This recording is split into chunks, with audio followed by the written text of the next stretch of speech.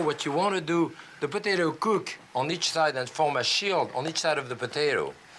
And it's like a transfer of heat, like when you are in your bathtub with the hot water. You know, if you don't move, it's not as hot as if you move. Yeah. So the same idea here. You rub, and as the potato rub, it forms a crust on each side. But the center of the potato become cooked and mushy, like a mashed potato. And that develops steam, and the steam wants to escape. It start pushing, and the side, if they are just fried up, then they will blow up into a pomme soufflé. So those should be cooked, basically, but you don't want them to be hard and brown outside because they would not go up. Now, if you see the potato, usually take about 3.5, 4 minutes. They will start forming blister on top of it. But I think if you're not used to frying anything, I think you should use a fairly deep pot so that you're not going to splatter yourself with burning oil. Yes. And don't take it lightly because you can get an awful burn if you aren't careful. When they start blistering a little bit like that, you think they are ready, so they go directly into hot oil. Now, this is the time, you see, we'll see how they work. For example, here, that's set now. You let them rest for 5, 6 seconds. As soon as this touch there, they will inflate or not inflate, one or the other. So let's see. You see? Wow, they're doing it, are they? Yes. I have 2 which work out of 4. That's not too good. My apprenticeship chef would have thrown me out. But I know that this one works, so you put it on the side. Oh. When you know they work. And the other one, you eat them. You give them in the kitchen. It means that, you know, even if it takes you the whole afternoon to do pomme soufflé, all the ones which work, you put them on the side. Yeah. So that by the time you have your guests, you know they all work. They have been pre-tried, you know. See, as soon as they touch, you see good. this one? There's one So that's as soon as they touch, they should blow up, you know. This one works also a little bit. And there's the other one that did. This is the bad one. You put them underneath, you put the nice one on top. Oh, yes. So I did those downstairs. That and was you see, smart of you. So what happened in a restaurant is that you have all of those ready. And when you have an order, and it's very simple, you take 8 or 10 of those, you know. How many per person? Usually 7, 8, you know. And then, you know, they've all been pre-tried. Oh, and then they are really coming up.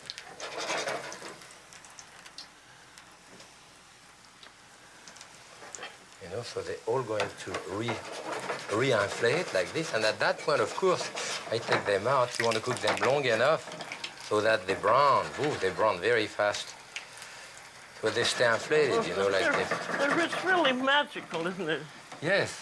I mean, it's just That's nice. a bowl of potatoes. But what a good idea to be all ready so you won't have a failure. It's not that, you know. By the time, as I say, your guests come, no one knows how many you miss or not, you know, so... But you could still cook the ones that failed and you... The one that you failed, of course, you fry them and you have like fried potato. It's perfectly fine. So shall I put them on top here? Okay. Paper towel. Oh, those are beautiful. Then a little salt. And a tiny dash of salt on top of it. I think I wanted to show one at least to break it open. You know, to show the inside, you know. I mean, this is just the 2 shell of the potato, you know, which... good. Hot. But Well, that's wonderful. My average was very bad. So we do a basket, or you don't have to, in napkin like this, and this is the classic way of, you know, presenting your pomme soufflé. With the pomme soufflé, we deserve a glass of wine. I think you're right there, Jacques. It is not often. It's a bit special to do pomme soufflé, but frankly, when you have a great, beautiful party, something really special, it's not really expensive. You know, it's potato, and as I say, you don't lose anything. But you just have to know have the proper technique. You've been so kind as to show us. Thank you very much, and happy cooking. Bon appetit, and have fun cooking together.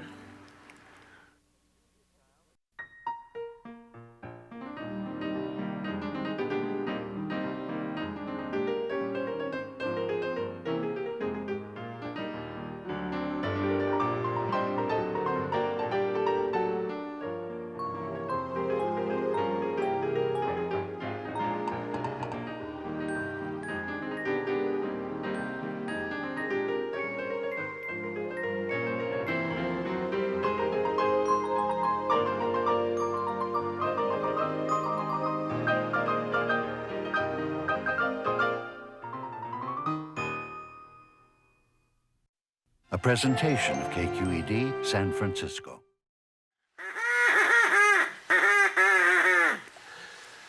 Today we're doing duck. I heard the call. Oh, Hearing good. a fresh duck.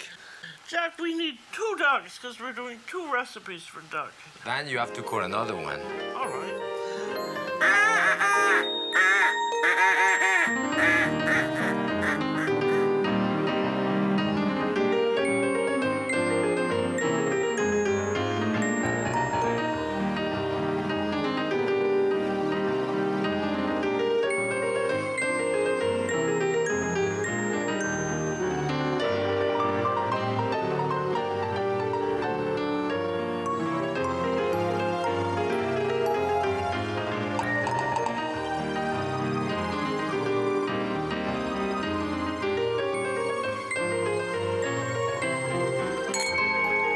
Happy cooking.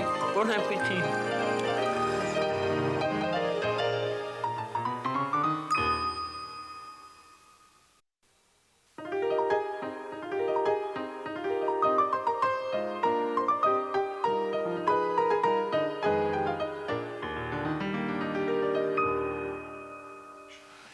Here are our 2 ducks. Jacques is going to do his in a special way, sauteed in a frying pan, and mine's going to start out in the oven. And these are really fresh ducks, but you could use frozen ones. And remember where they come to peek around inside, there's a neck, which will be very nice to go into our stock. And then here are the giblets. In here we've got the liver and the heart. You're going to use those for a duck salad, which Right. we'll see later That's on. what we're going to do. So shall we take the wishbone? That's a good idea. Take out the wishbone, and it's much easier for carving. Yeah, the wishbone there is just, it's different than the chicken. That's easier too, It's isn't it? actually, yes, just an oval thing. So you just cut around with your knife and then put your thumb and just pry it out, you know, on this. Pull it out. There And we that's are. it, you know, so you have that kind of thing which usually is there and it helps in the carving. Okay. I think it's going to go into this pan here. I think we ought to have a little bit of oil in the bottom of the pan. Just a little vegetable oil. We'll pretty soon be having loads of duck fat to use.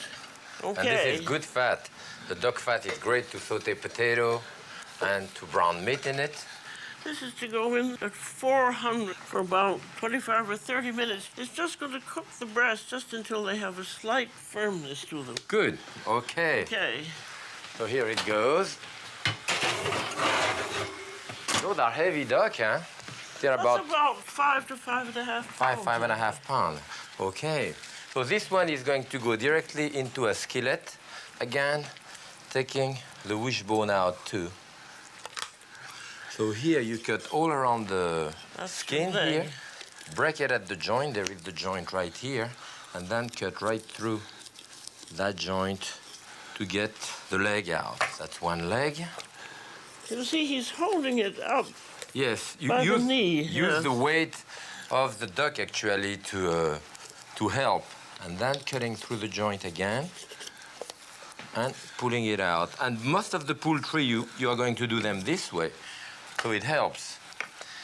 Now the next, we're going to cut the carcass. Maybe I'll take a little bit of the skin from the neck here to put in my skillet to start. That will render a little bit of fat and maybe give me some crackling. So this can start right in there. I have nothing in the pan. And now we cut on each side of the central bone here. The breastbone. The breastbone, put it on the side, and there you look for the articulation, which is somewhere here. You can wiggle your knife, you will slide into the articulation. Grab it this way, and actually, if you pull it out, the whole breast will come out here, and on this side here, you know. So it's relatively easy. Now, you could even do that duck by leaving the carcass on it. That's it. This way. Now, all I have is the carcass, except for those 2 little fillets. And the 2 little fillets, I pull them out here. And this one here in the same way.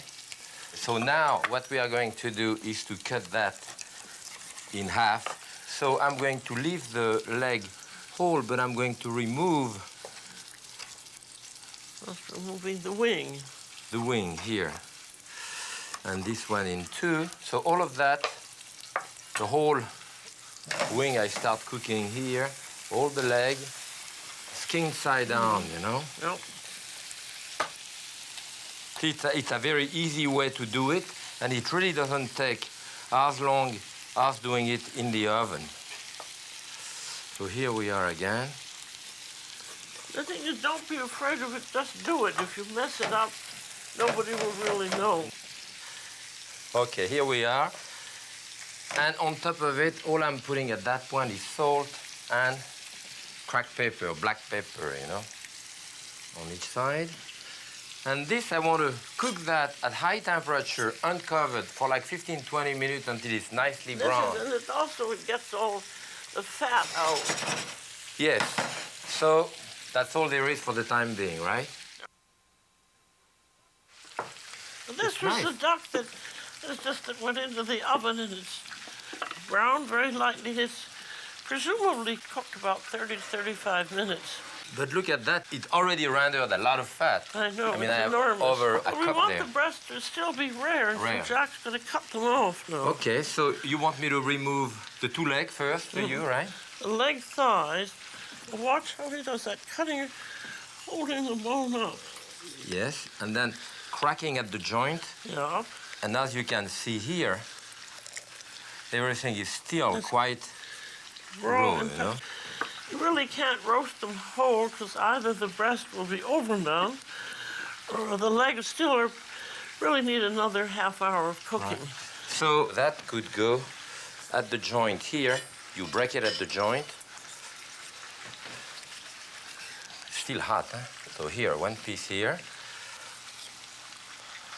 Another piece there. I crack it at the joint. So all of that is going to be used, though. All of this, every bit of it's used. Good. And for me, here, you want to remove that skin, right? Yes. All right, so we're removing Just cutting whole- right down. the whole breast. You see, the leg was completely raw still, but that breast is already cooked, you know? So I'll remove the other one. You think I should cut the bone first to put in the stock? And while it's browning, we'll have time to remove the skin. I'll cut that in two again. All right. Here you are. Good. And we're And gonna you say you want brown this. that piece is going there? Yeah. That part, right? That little piece. Here. And then here. So you have all your stock mixture here. So we're going to brown this a little bit. And then you'll start doing the skin off. Okay, then I remove the skin here. Duck makes the most beautiful duck stock. I think it has a lovely flavor. I love the duck. I'm just going to brown this just to give color to the stock. I'm removing, this is quite large skin, you know? Whoop. And this, the skin, we're going to turn into cracklings. Okay, so that And skin that can go is right in there. Here, I'm going to remove a little more of that fat Yeah. right here, right? Like this. You have a lot of fat on the thigh bone here. Here you are, here. And Okay. let me remove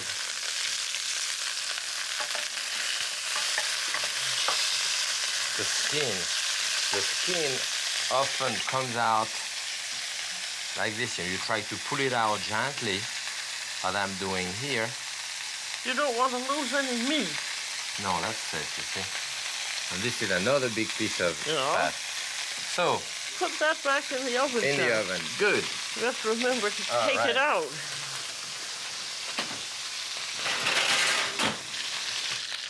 We have the duck pieces all brown there. Go in some chopped carrots and onions, about one of each. There's a bouquet garnished with some.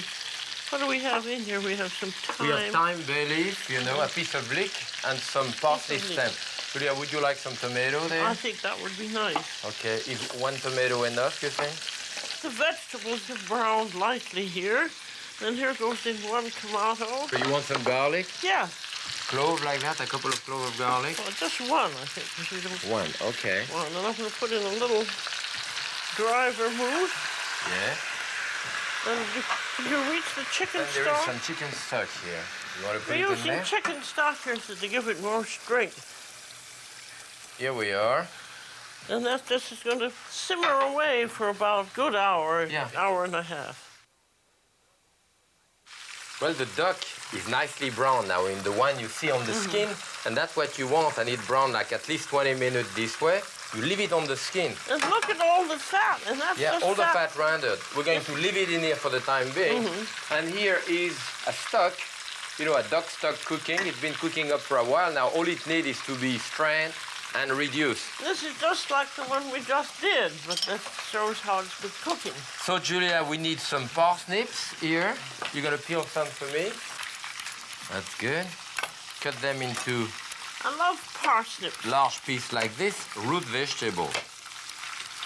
And Now, the parsnips last into the summertime. It's a winter vegetable. it's a isn't it? winter, yes, but you have it almost year-round now in the market. Then I have shallots here, all shallots, that I'm going to put in there too. I need at least one more. Yeah, that's it. That's what I need.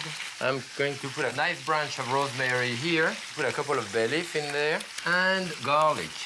This time I put a lot of garlic in there. Good. 2 heads of garlic, which I eat on the side here, and that separates my clove. You're going to put 2 heads in. Well, that's fine. Yes, but without peeling it, you know. I'm just putting the clove of garlic this way. Do you want another parsnip or just that one? I think that should be fine. In large pieces. They're going to braise a little bit in the fat. And you know, I thought of that idea when I thought of southern fried chicken, Oh, which sometimes it's fried, and after that, at the end of the frying time, like in a pressure cooker, it's covered so the steam develops. So what we do now, we want to cover this. I'm going to reduce the heat to low and cook that for about 25 minutes, 30 minutes now until it's tender.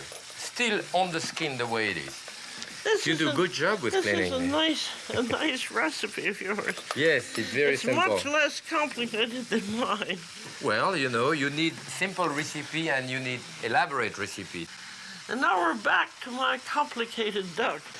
We have these leg thighs, but they're gonna be crumbed and cooked separately. Yeah, okay, so we have to find the joint here, which sometimes is not easy. So one, and when you cut the joint like this, if you don't find like it, you kind of fool around, you know, until you find the joint right here. You know, sometimes you have to funny. wiggle your knife like that to get into it. It's You know? funny that duck joints are much more convoluted You're than absolutely chicken. right, yes, it's so easy with chicken. And So these here need is, a little salting too. I'm not going to use that kosher salt. okay. How about some pepper? Pepper, yes. White, black? Black. Good. Well, black's Black all pepper. right. So I put a See, bit of these pepper are for you. practically raw. And they're going to take about half an hour more. Now Okay. you're going to paint them with mustard, Yes, that's what you want. And I give them to you in there. You. and then I'll just roll them. These are fresh breadcrumbs. We need a little painting of that. Oh yeah, so a little painting of the duck fat here. And this in is, they're butter. going to roast in this. Good. It's very, very useful to have all this duck fat. So here we are. This is the thigh. Of course, this is a French mustard type. I mean, Dijon type, right? Yes. You like a pretty strong mustard.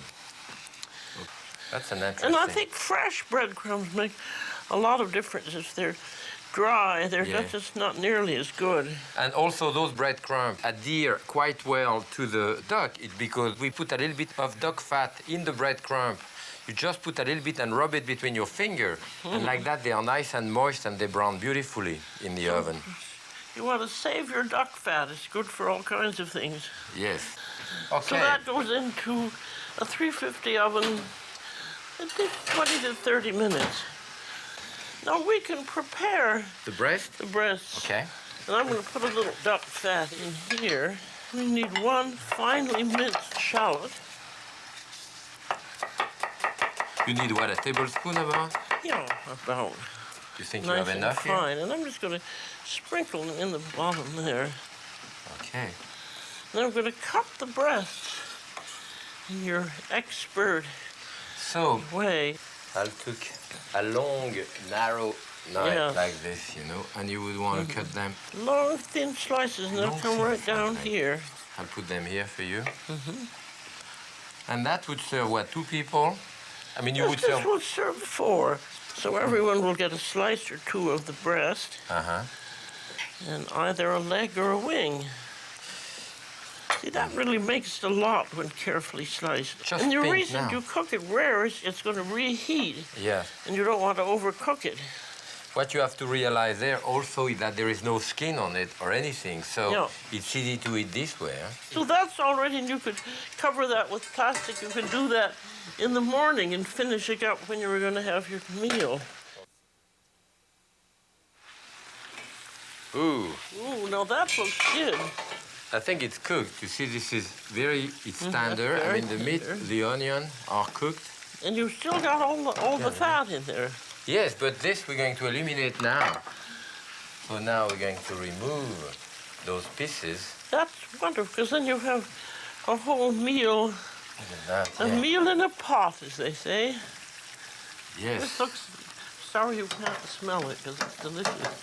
because the things really, and the fat really clarified, you know. One of the fallacy very often is people think that you have to cook things away from the fat to eliminate the fat. But I tell you, if you take the skin of a duck like this and you put it on a wire rack in the oven with a tray underneath, most of the fat will come out of it. But at some point, the skin caramelizes and the juice, the sugar form like a shield, and the fat doesn't come out anymore. If you take that same skin and cook it in the fat like that, like crackling, you know, like what you did, then you'll get much more out of it. That at looks that. lovely. Yes, I can put a bit of fresh parsley on top of it here, like this. This is nice and crisp now. That's beautiful. Yes. Shall we move on to the other duck again? And now we have here the stock, which I've been trying to reduce. I'm going to have to thicken this. I'm going to put in, we have a little port wine Port wine. there. You're gonna put some port wine in there too. This is warm up with the shallot now, huh? So that cook the shallot a little I'll bit. put a little bit in there too. Okay. And of course, when you use an arrowroot or potato starch or pure starch like this, it will thicken on contact and you can use it right away. The advantage is that as you put a little bit in the stock, it thickens, then you stop. You put a little more, you stop. You know exactly where you stand, so it's easy. Yeah, that's thickened very lightly, just what we want. Looks good. And let's put it in a little butter. Okay. That'll finish it off. You put it in and I'll swirl. That much? I think that would do it. And I think we should put a little salt and pepper on the duck. Yes. All right. And then you warm that up a little bit, don't you? Then that goes on here. And double.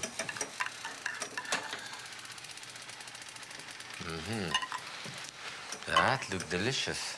Just enough on it to reheat it, but not recook it. That's why it's so rare at first.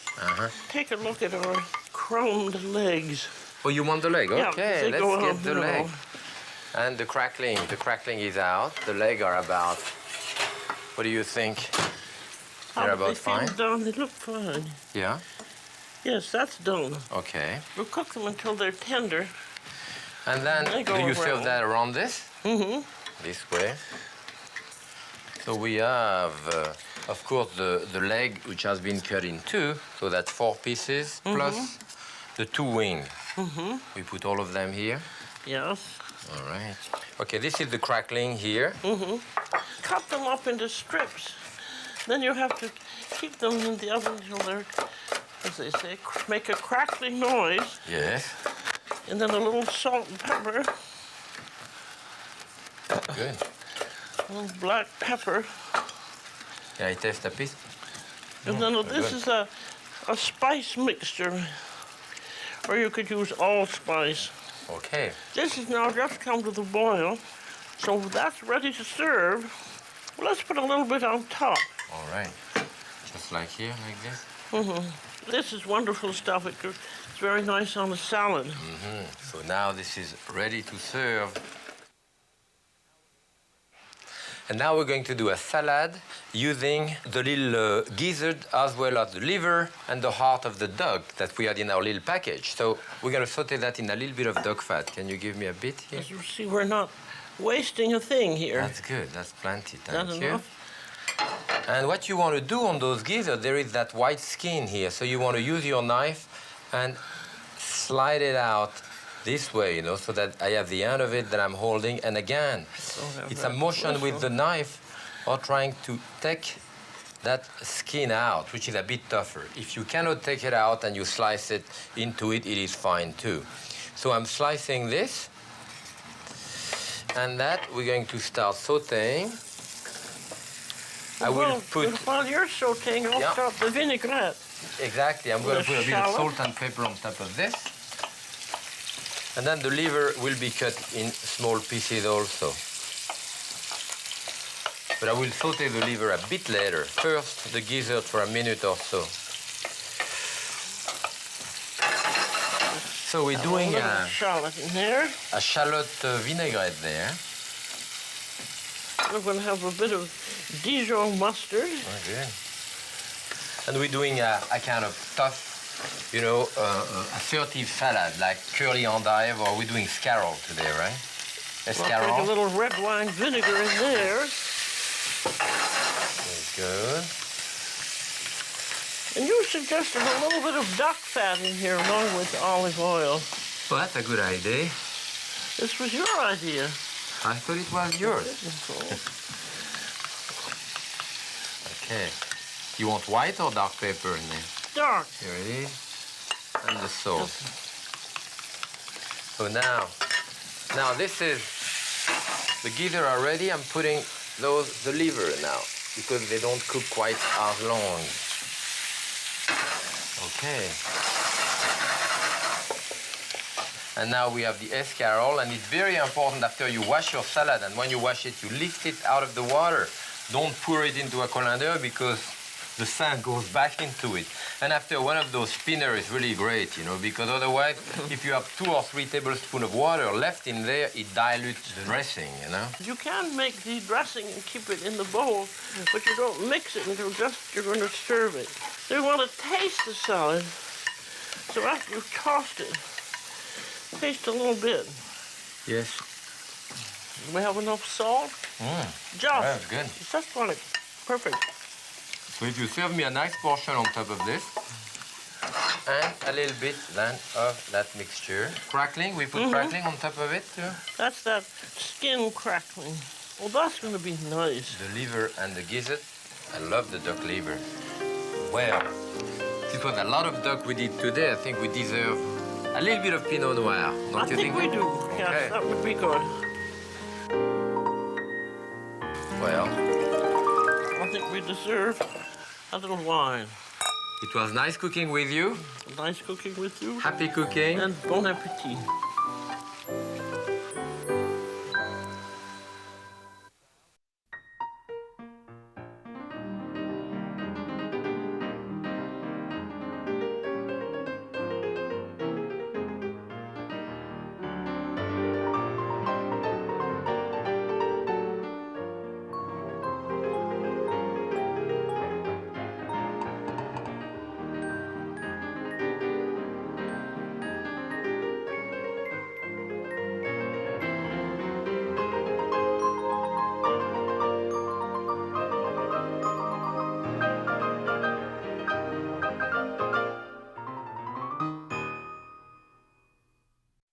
A presentation of KQED San Francisco.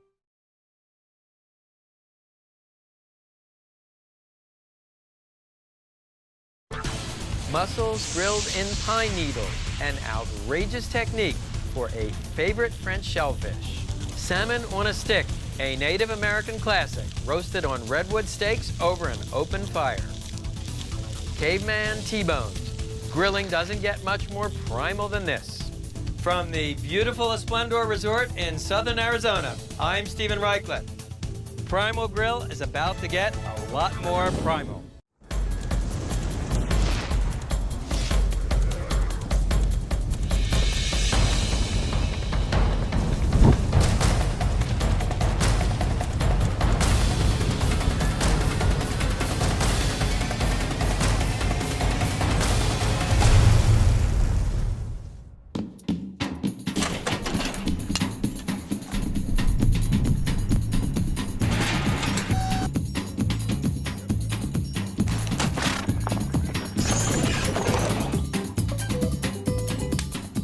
Long ago, before pots and pans, before smokers and grills, there was fire.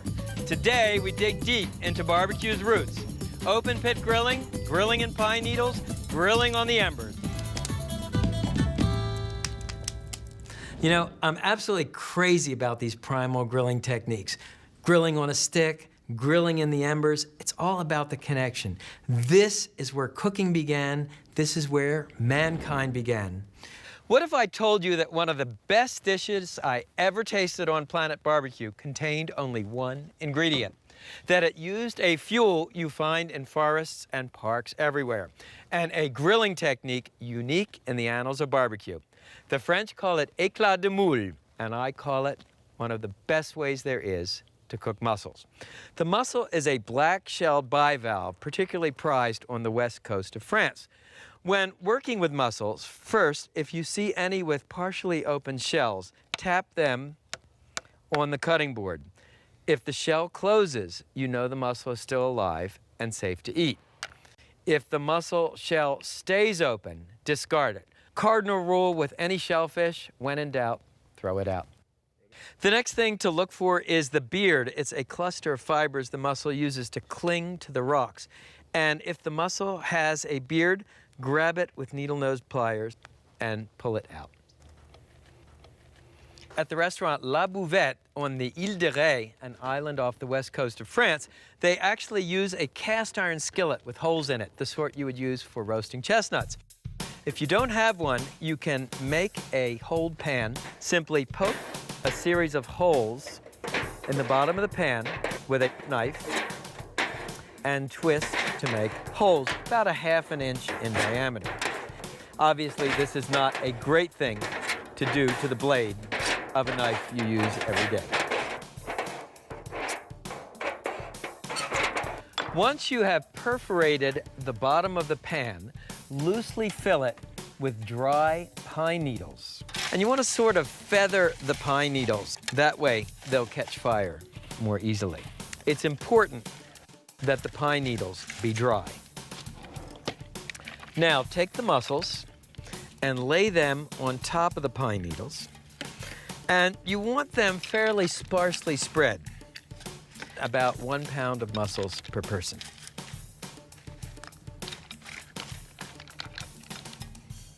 And that's all there is to it. Now the grill. We're working on a charcoal grill, but you can also cook the mussels on a gas grill. When working with charcoal, I like to use natural lump charcoal. You can see the shape of the original branch. And what you do is light it in a chimney starter, place either a piece of crumpled newspaper or a paraffin fire starter in the bottom, light it on the grill. Beauty of a chimney starter, the shape funnels the heat upward so the coals light evenly without having to use petroleum-based fire starter. And here's a chimney I lit earlier. So simply dump out the coals and rake the coals into a mound in the center of the grill. You want a hot fire. Then place the grill grate on top of the grill and you're ready for business. Then place the mussels on the grill directly over the charcoal, and they'll start to smoke almost instantly. What you want to do is you want the pine needles to catch fire, and it's in this flash of blazing pine needles that the mussels cook. The pine needles give the mussels an incredible piney smoke flavor. And if you need to, you can help the flaming process along by hitting the mussels with a butane lighter.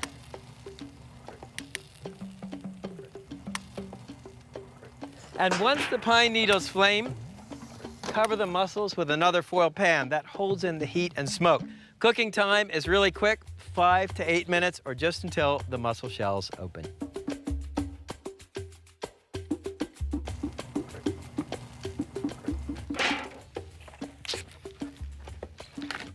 The beauty of this dish, you serve the mussels right in the pan with the burnt pine needles, and you eat it with your bare fingers. Take one. Oh my God, smoked mussels with that piney flavor, unbelievable. And here's how they do it in France. You take one set of empty mussel shells and then use them kind of as tongs, and you eat another, and another, Mussels grilled on a bed of pine needles, because sometimes grilling is best when it's at its most simple.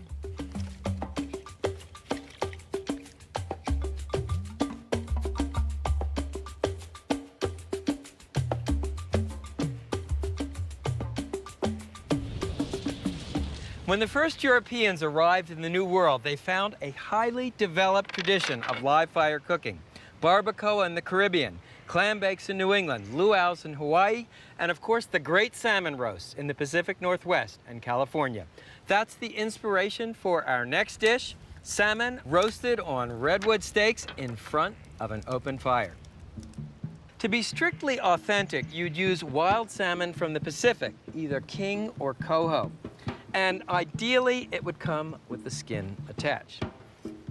Take the salmon and cut it crosswise into sections about 3 inches wide. This salmon has had the pin bones removed, but you can just run your fingers over the fillets, and if you feel any bones, pull them out with a needle-nosed pliers. Next, make a series of starter holes through the salmon skin.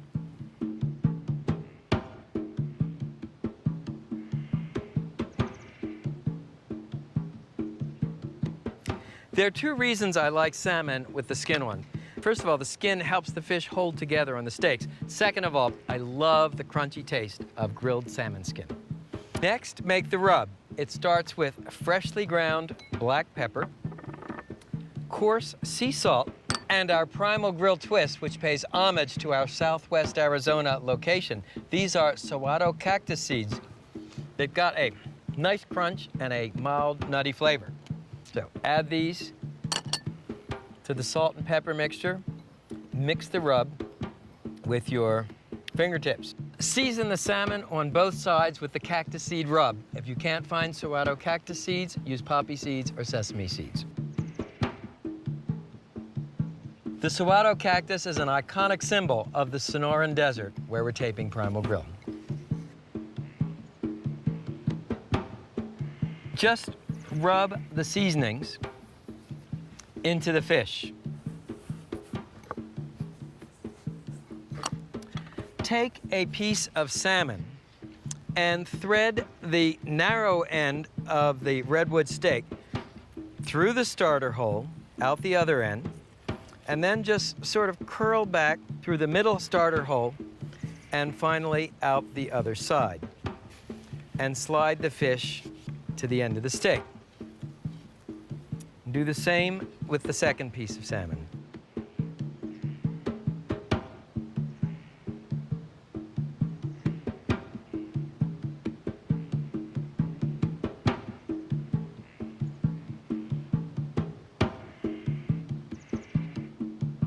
Now let me show you the fire.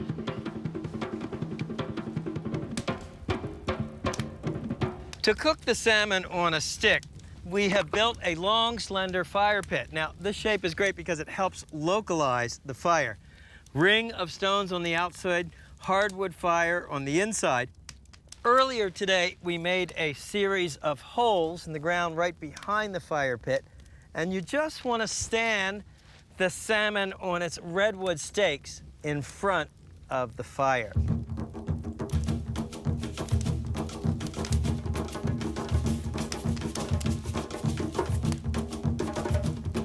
Cooking time is about 30 minutes in all, 15 minutes on each side. You'll watch as the fish cooks and turn it around skin side to the fire when you need to. Another ingenious thing about this method, the self-basting process. As the salmon fat melts, and salmon is a very fatty fish, it drips down the fish, bastes it, and keeps it moist. Really simple, just spectacular to look at. The flavors are going to be out of this world. And from time to time, you can put fresh logs on the fire. You really want to cook next to the embers, not next to a raging fire. The traditional wood for a Yurok salmon roast is madrone, sometimes called madrone. It's a hard, fragrant wood from Northern California in the Pacific Northwest. You've got the wood fire, you've got the flavor from the redwood steaks, the smoke.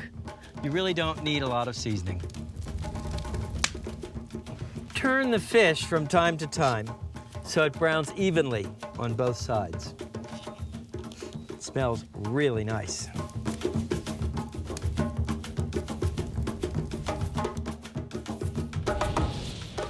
The salmon looks cooked, and it looks beautiful. The way you check it is to give it what I call the flake test. You kind of pinch a little bit, and it will break into clean flakes. Yum.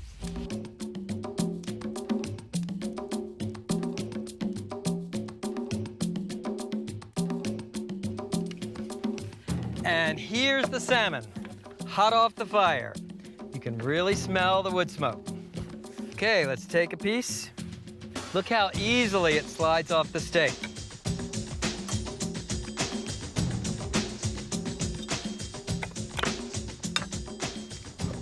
A little lemon.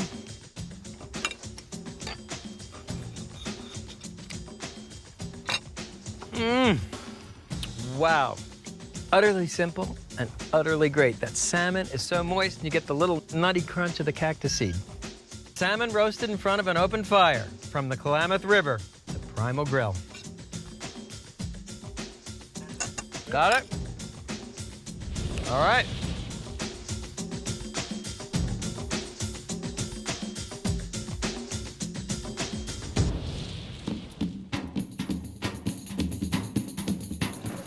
It's amazing how much work goes into a show. And I wanted people to see that. I wanted people to really understand what goes into making Primal Grill. Bread may not be the first thing you think of grilling, but it was certainly one of the first foods man learned to cook with live fire. Italian bruschetta, Middle Eastern pita, and Indian naan all owe their soulful flavor to the proximity of fire and smoke. Up next, a not-so-simple garlic bread you grill directly over a campfire. Start with loaves of Italian-style bread and cut them in half using a serrated knife.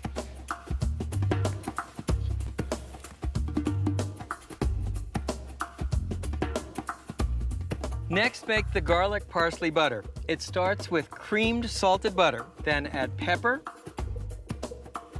finely chopped garlic, chop fresh flat leaf parsley, grated Parmigiano Reggiano cheese, and here's the kicker, finely chopped prosciutto. Beat these ingredients together until the mixture is light and creamy. You can see why it's important to have the butter at room temperature. Next, spread the garlic, parsley, cheese, prosciutto butter on the cut side of each piece of bread. The flavorings for this bread, of course, are limited only by your imagination. For a Mexican twist, you could use chopped jalapeno chilies and cilantro. I love the addition of the prosciutto.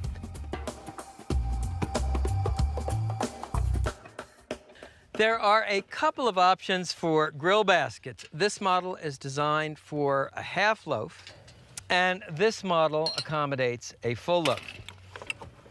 What you do is, using an oil sprayer, spray the basket with olive oil.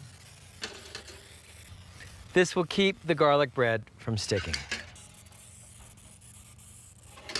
All you need to do at this point is place the garlic bread half in the basket. Then slide the ring back to secure it. I'll show you again. Ring down to open the basket. Half garlic bread. Slide the ring down to secure it. With this basket, open up the hinge panels, and the flexible wire will bend to accommodate the bread. Close the basket with this ring.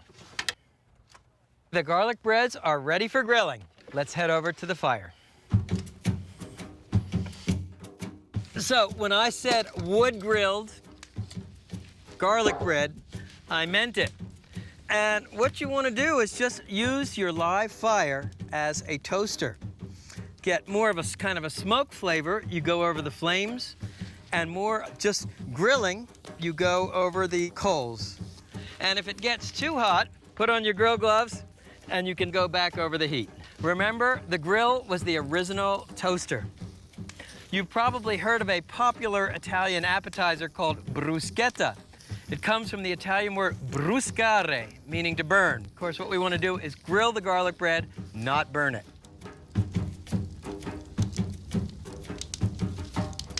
And that's what you're looking for, the golden brown edges and the sizzling, bubbling butter. And here's your grilled garlic bread. What you want to do when you take it out, remember this metal ring will be very hot. So use a glove to pull it out, and then you just kind of shake to loosen the bread from the basket.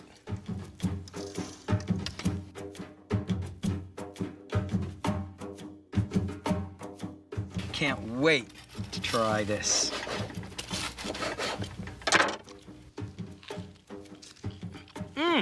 The wood fire gives the bread a really rustic quality, and the prosciutto and Parmesan take this to a whole other level. Garlic bread grilled over a campfire, all in a day's work on Primal Grill.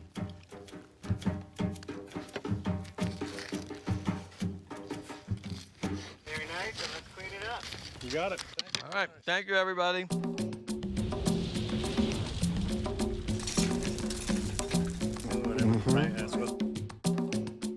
Long before there were grill grates or even barbecue grills, there was live fire cooking.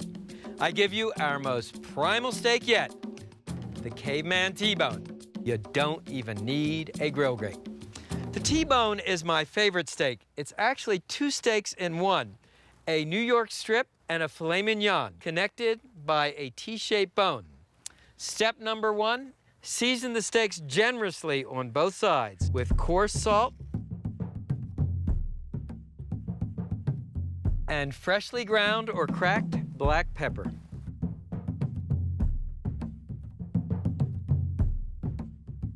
Why am I such a fanatic about coarse salt?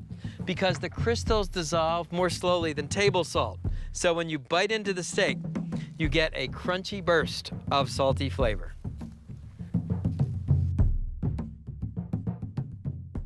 Let me show you the fire. I'm working over natural lump charcoal, which I've lit in a chimney starter. Dump the coals on the bottom grate of your grill, and you must use natural lump charcoal.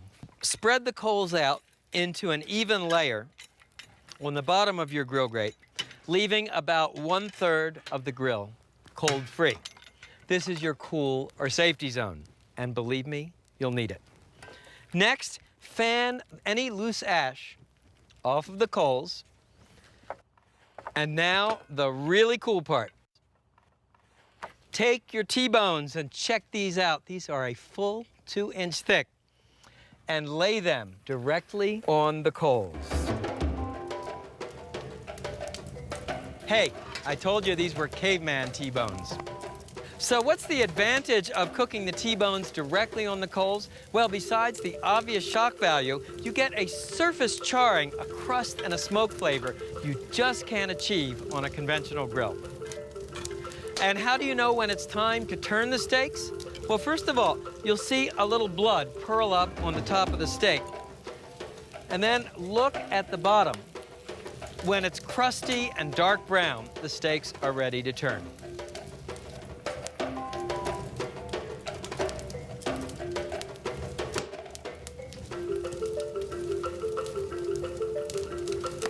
Once the steaks are cooked and browned on both sides, what you want to do is lift them up and tap each steak to knock off any loose embers.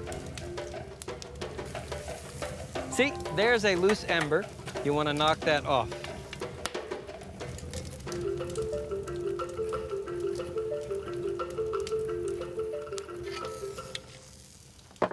And with a pastry brush, you can brush off any loose ash.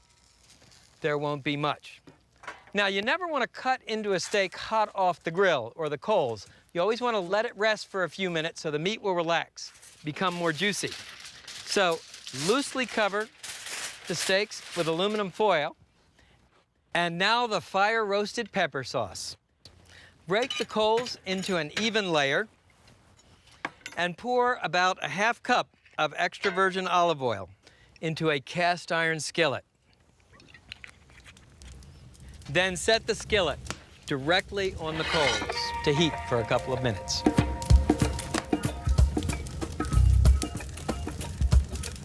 When the oil is hot, add thinly slivered yellow bell pepper,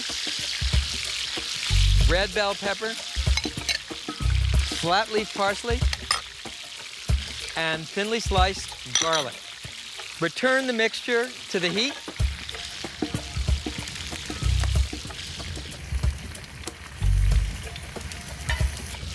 Cook the peppers until lightly brown and fragrant and aromatic, 2 to 3 minutes. Was I nervous the first time I threw an expensive T-bone steak on a bed of embers? You bet I was. But the flavor was so amazing, the presentation so cool, I had to take a chance and try it. So the T-bones have rested. Pour your flame-roasted peppers over the steak. And you want to use a really thick glove. This is extremely hot. So there it is.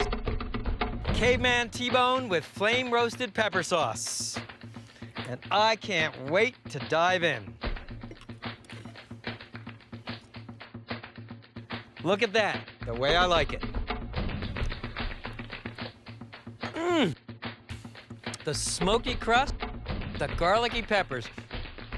This might be the best steak on Planet Barbecue.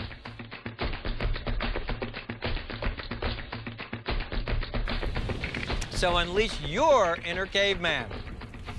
Primal mussels, primal salmon, garlic bread grilled over a campfire, and primal T-bone. Follow your primal instincts. See you next time.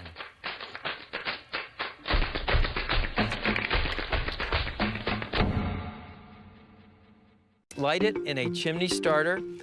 You place either a piece of crumpled newspaper. That's what you're looking for, the golden brown edge and the sizzling bub. And if it gets too hot, just back off the fire. I think I'm gonna say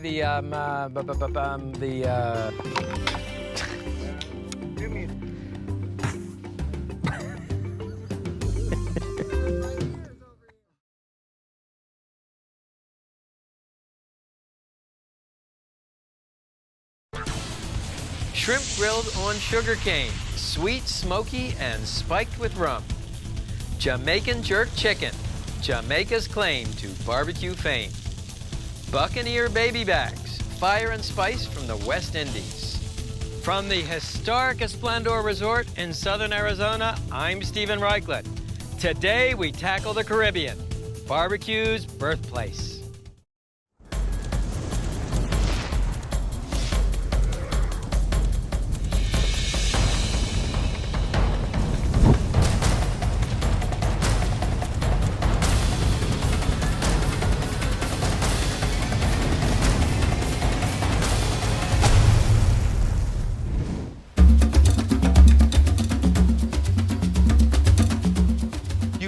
Know the Caribbean as a hotbed of primal grilling.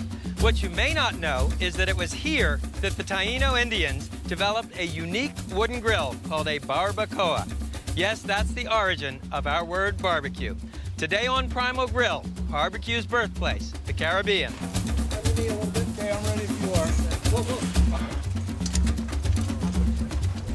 Need the knife, please, and that small whisk, please. Many countries have vast grilling repertoires. Jamaica's claim to barbecue fame lies in a single dish, jerk.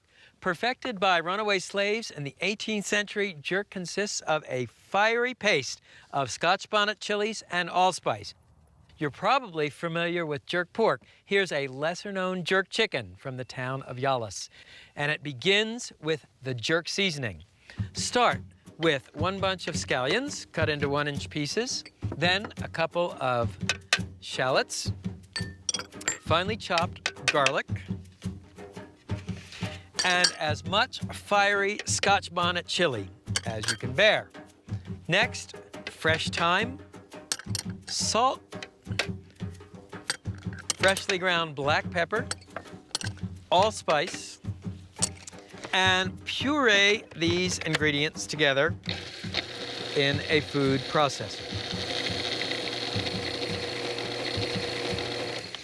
Once pureed, add a little vegetable oil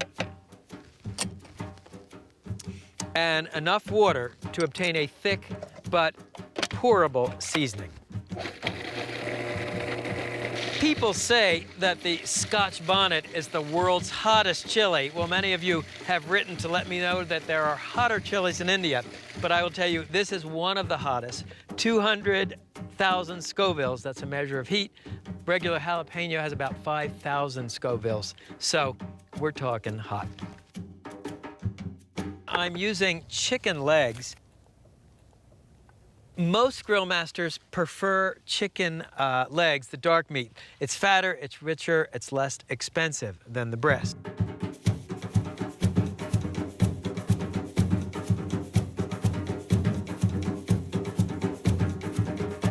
Yes, the jerk seasoning has Scotch bonnets, but it's really as much about the sweetness of the allspice and the fragrance of the thyme. That's really the essence of jerk seasoning. Okay, and what you can do just to finish up here is a little fresh thyme and allspice berries on top. Refrigerate for at least 4 hours or as long as overnight. The longer, the richer the flavor. Jerk is associated with the Maroons, who were runaway slaves that gathered on the south coast of Jamaica. And they had villages in the deep impenetrable highlands. Jerking was a process of preserving meat in fiery chilies and spices, and then smoke roasting the meat over pimiento, allspice wood. Next, the fuel. Now, in Yalis, they would use natural lump charcoal.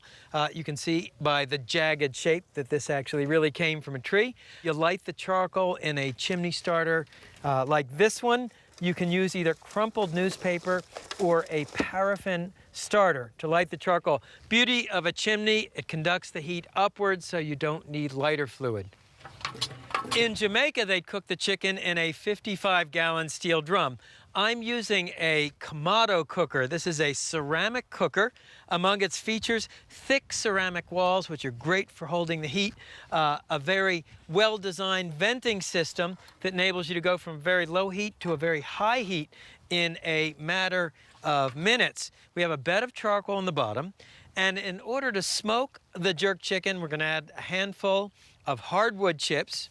And in Jamaica, they would use allspice wood. It's called pimiento. So we can add a handful of allspice berries to replicate the effect. Next, place the grate on the grill. Take the chicken. You can see I've had it over ice for safety. And simply arrange the chicken pieces on the grate.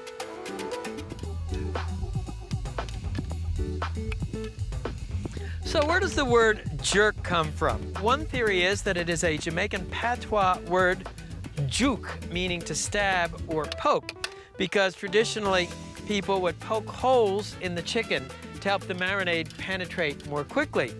Another theory is that it comes from a South American Indian word called charqui, or sharky, as in our jerky, a process of smoke drying and curing the meat. It's a good idea to have the skin side up. That way the melting fat will baste the jerk chicken. Close the lid of the cooker. You want to adjust the vent holes to obtain a temperature of about 300 degrees Fahrenheit. Cooking time 40 to 60 minutes. Next, let me show you how to make the hellish relish. It starts with distilled white vinegar and salt. And you simply want to whisk the mixture until the salt dissolves. Then add thinly sliced Scotch bonnet chilies and thinly sliced onion. And the chilies, of course, are what make the relish hellish. Let this mixture marinate for at least 30 minutes. It's sort of a pickle. It will actually keep for several days. All right, let's check the chicken. Swap out. Let's put the new guys out.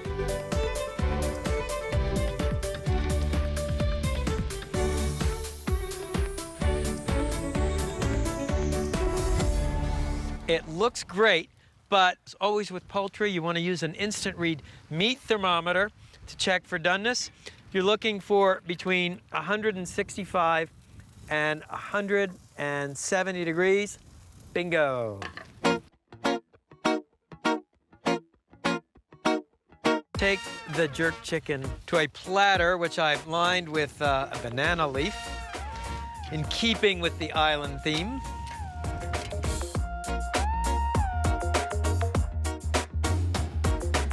Here's your jerk chicken. You spoon a little of the hellish relish over it. And let's see how we did.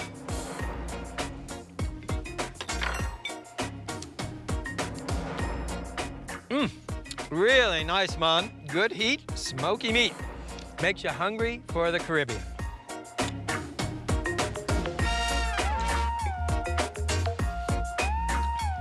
Harry, there you go, sir.